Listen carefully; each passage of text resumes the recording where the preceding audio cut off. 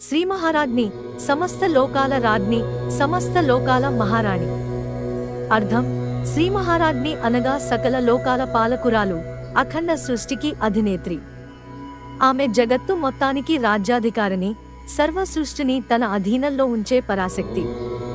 సమస్త దేవతలు, యోగులు, భక్తులు ఆమెను పరమాధికారిగా భావిస్తారు. శ్రీ మహారాజ్ని సింహాసనంపై విరాజిల్లుతూ ఉంటారు.